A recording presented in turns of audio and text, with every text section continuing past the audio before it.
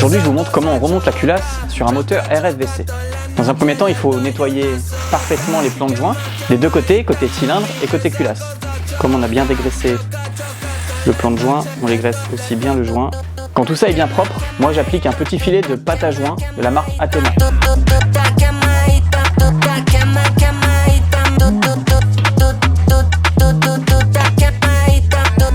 Une fois que vous avez revissé toutes les vis de la culasse, il faut s'attaquer à la distribution et à l'arbre à cam. Mais avant ça, il faut mettre en place le tendeur de chaîne. Donc soit vous avez l'outil spécial, bloquer le tendeur, soit vous pouvez vous en fabriquer un. Moi je l'ai fait en bois, avec un clou. Ça fonctionne parfaitement bien. Et si vous n'avez pas d'outil, vous pouvez aussi le faire avec un riselant. C'est pas évident, mais c'est possible. Vous avez un petit trou ici, au-dessus du tendeur. Et donc l'outil se met là-dedans. Et en fait, vous pouvez bloquer le long de la culasse. Vous mettez le petit morceau de bois, vous remettez le clou et ça vous verrouille le tendeur de chaîne dans cette position. Une fois qu'il est en place, avec un tournevis, vous pouvez le bouger comme ça. Vous le mettez en pression, il se met ici. Une fois que vous avez bien appuyé, le tendeur de chaîne est verrouillé en position tendue. Ce qui fait que vous avez de la place pour mettre l'arbre à cam, la couronne et régler votre distribution. Le tendeur de chaîne est verrouillé.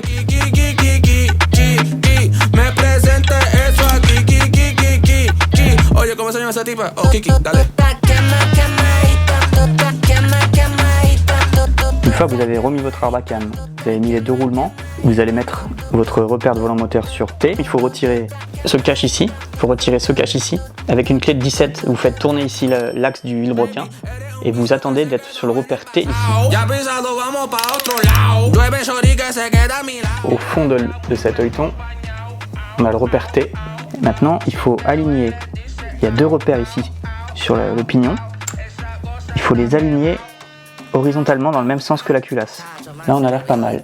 Donc là, j'ai revissé mes deux vis qui tiennent la couronne sur l'arbre à cam. J'ai mis de la loctite, c'est très important. Donc maintenant, il vous reste plus qu'à libérer l'outil. Vous tirez sur la tige, clac, c'est tout. Et là, le tendeur est en place et c'est parfait. Donc maintenant, il n'y a plus qu'à s'occuper du couvre-culasse. Donc mettre un peu de pâte à joint, remettre le joint et puis enfiler tranquillement le couvre-culasse, votre joint métallique.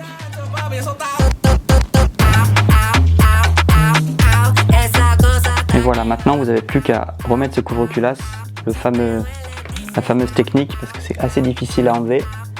Pour la remettre, c'est pareil, carburateur retiré, on passe par l'arrière et hop, on y va tranquillement. Je vous conseille de faire cette petite technique pour pas vous tromper dans les vis. Vous dessinez la culasse, vous faites des trous au tournevis, ça vous permet parce qu'il n'y a aucune vis qui est de la même longueur. Ok, je viens de finir de remonter le haut moteur.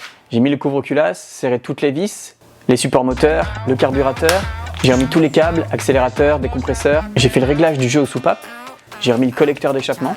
Maintenant, il me reste à remettre le réservoir, brancher sur le carburateur. Et enfin, je pourrai voir si maintenant cette moto fonctionne correctement.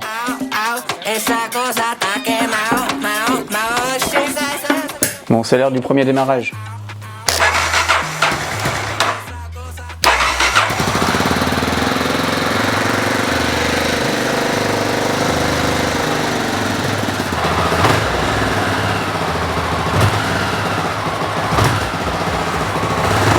Je viens d'aller essayer la moto et je suis super content. Cette culasse réparée, ça change complètement le comportement du moteur. Je retrouve une moto ultra douce, ultra confortable, avec un ralenti très stable. Elle démarre au quart de tour. Je suis super content, comme quoi mes symptômes ont complètement disparu. Donc c'était vraiment cette culasse qui posait problème.